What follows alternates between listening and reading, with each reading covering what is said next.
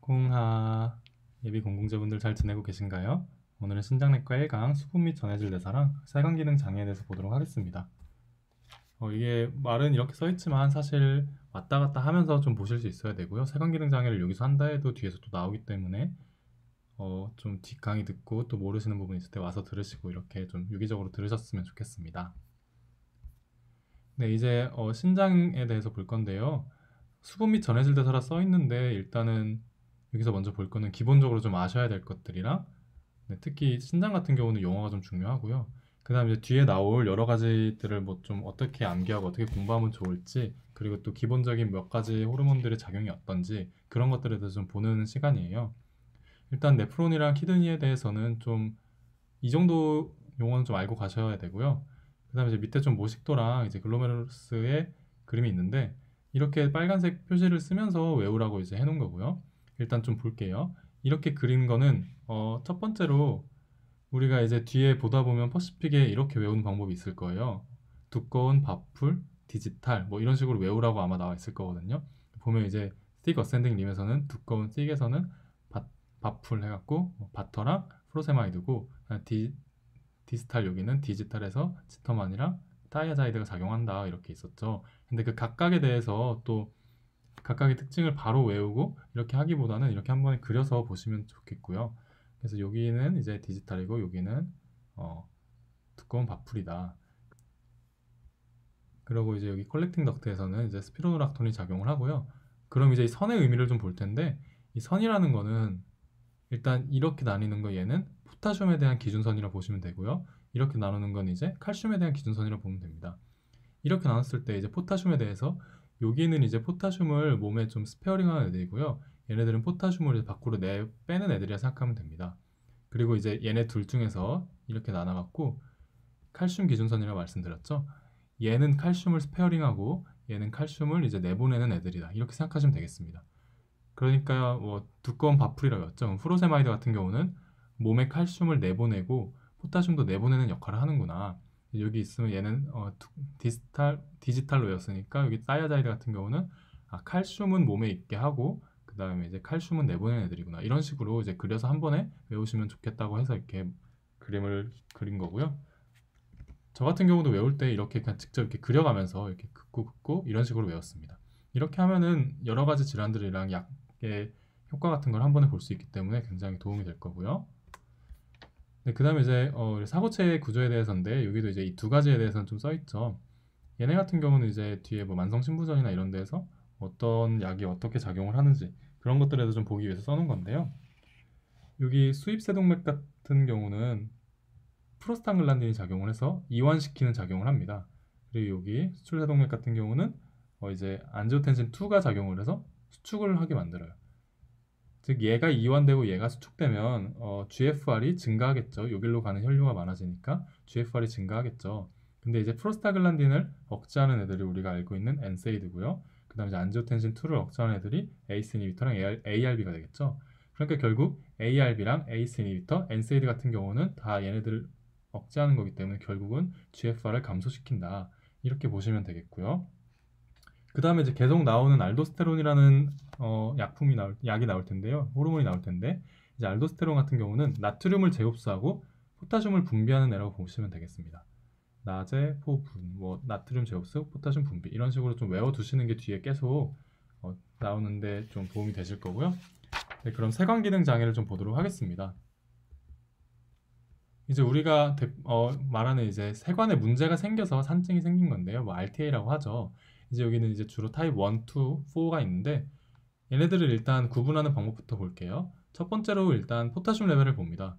그래서 포타슘 레벨을 봤을 때 포타슘이 많은 하이퍼 칼레미아인 경우에는 자, 타입 4로 가고요. 하이포인 경우에 이제 얘네들로 가서 pH를 비교하고 요관결석을 봤을 때 pH가 좀 높은 애가 타입 1, pH가 낮은 애가 타입 2다 이렇게 보시면 되겠고 이렇게 구분을 하고 그 다음에 각각을 좀 보실 수 있는데요. 이렇게만 아시는 것보다 얘네들은 좀 어느 정도 원리를 알아두시는 것도 도움이 될 겁니다. 왜냐하면 뒤에서 계속 나오고 하기 때문에. 네. 그럼 이제 RTA 타입 1, 2를 먼저 볼 텐데 얘네들은 일단 왜 문제가 생기는 건지를 좀 알아두시면 좋습니다. 얘네들 뭐 무슨 채널에 이상이 생겼다 이런 것들은 좀 몰라도 되시는데 혹시 내신이나 이런 거 준비하실 때 필요할 수 있으니까 넣어놨고요. 일단 타입 2 같은 경우는 HCO3의 제흡수 장애고 타입 1 같은 경우는 이제 H 플러스 분비의 고장이다. 그래서 저 같은 경우 이제 타입 1이니까 이제 수소가 원자번호 1번이잖아요. 그래서 그냥 타입 1은 H의 문제다. 이렇게 저는 생각을 했고요. 일단 둘 다 엑시도시스 뭐 애초에 RTA니까 엑시도시스 있겠고요. 이런 것들이 있는데 음, 일단 특징을 먼저 보면 얘는 수소 이온을 분비하는 게 안 되는 거잖아요. 그러니까 이제 소변으로 수소 이온을 잘 못 내보내는 겁니다. 그럼 결국 소변의 pH가 못 낮아지겠죠. 얘네가 없으니까. 소변 pH가 높은 거고 얘네 같은 경우는 이제 H 플러스 수소 이온 분비능은 정상이기 때문에 일단 소변으로 얘네들을 내보내서 소변 pH가 좀 낮다. 이렇게 보시면 되겠습니다. 엑시드 로딩 테스트랑 베이스 로딩 테스트는 자세한 건 설명을 드리지 않겠는데요. 필요하면 교과서 찾아보시고요. 그 다음에 이제 RTA 타입 1 같은 경우는 특별하게 이제 소변이 알칼리화 돼서 칼슘 용해도가 낮아지기 때문에 요결석이나 이런 것들이 동반될 수 있다. 이렇게 보시면 되겠고요. 즉 얘네들을 이제 구분하는 걸 이제 우린 배웠죠. 타입 1은 수소 분비가 안 되니까 pH가 높다. 이렇게 보시면 되겠고요. 타입 4 같은 경우는 이제 우리가 하이퍼칼레미아라 했죠. 이제 여기 이게 왜 어떻게 생기는 문제냐면 얘는 알도스테론 작용이 고장입니다.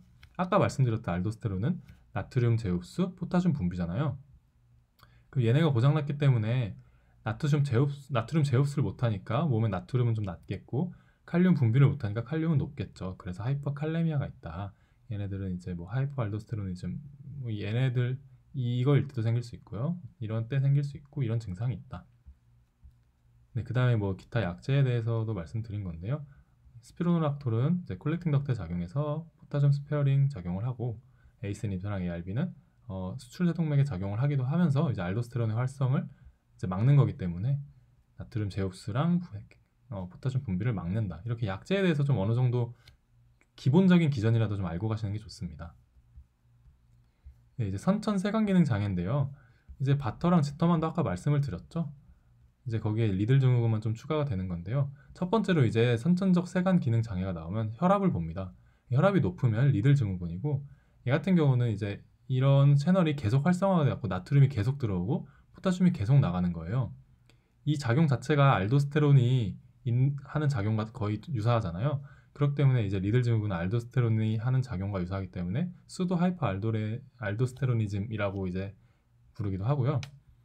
이 알도스테론 자체가 나트륨을 들여오면서 결국 수분을 계속 갖고 오기 때문에 고혈압도 이제 있을 수 있겠죠. 이제 고혈압이 있으니까 다시 이제 레닌과 알도스테론은 감소되겠고. 그래서 얘네 같은 경우는 이 채널의 문제니까 이 채널을 막는 아밀로라이드랑 트리암테렌 얘네들을 쓰고요. 혈압이 높지 않으면 이제 지터만과 바터를 봐야 되는데 얘네는 아까 이렇게 보는 것보다 그 표를 통해서 이제 한 번에 외우는 게 낫겠죠.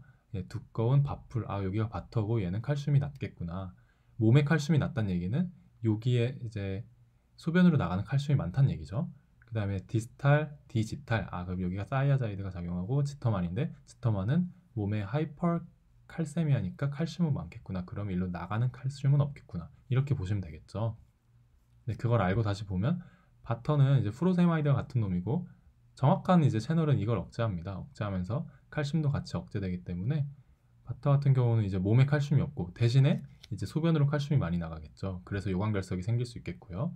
얘도 마찬가지로 하이포칼레미아고 이렇기 때문에 하이포칼레미아에 대한 치료로 스피로노락톤을 쓰면 되겠죠. 네, 지터만 증후군 같은 경우도 이제 얘 같은 경우는 이런 채널이 고장났는데 얘는 대신에 칼슘이 더 들어와서 칼슘을 흡수하고 그렇기 때문에 체내에 칼슘이 많이 쌓여서 생기는 문제가 있겠죠. 이렇게 보시면 되겠고 이제 레닌과 알도스테론의 농도 자체를 또 묻는 경우도 있기 때문에 얘네들만 따로 보면 얘는 알도스테론이 많은 것처럼 보이기 때문에 결국 이제 음성 피드백으로 레닌과 알도스테론이 낮아지겠고요. 얘네들은 이제 혈압이 낮고 낮아지기 때문에 GFR이 감소되겠고 이걸 높이기 위해서 레닌과 알도스테론이 증가할 거고요. 네. 그다음에 얘네 같은 경우는 이제 레닌도 높고 알도스테론도 높다 이렇게 보시면 되겠습니다. 이제 RTA와 선천세관 기능 장애가 왔을 때 첫 번째로 산증이면 RTA를 감별하고 그냥 정상이면 선천세관 기능 장애들을 감별한다 이렇게 좀 간단하게 만들어 봤는데요. 사실 이렇게 딱 들어맞는 건 아니지만 그냥 기본적으로 이 정도만 갖고 좀 생각을 하시면 나머지 그나마 좀 괜찮게 풀 수 있을 것 같다라고 해서 정리한 거고요. 1강은 일단 여기서 마치도록 할게요. 이제 뒤에 우리가 진짜 어려운 수분 및 전해질 대사장애랑 한염기 대사장애가 나오는데 이에 대해서도 좀 나름 제 나름대로 정리를 많이 해봤으니까 많은 도움 되셨으면 좋겠고, 언제든 궁금한 거나 좀 잘못된 점 있으면 댓글로 많이 남겨주시면 감사하겠습니다. 구독, 좋아요 제발 많이 부탁드리고요. 네, 열심히 찍어서 올리도록 하겠습니다. 감사합니다.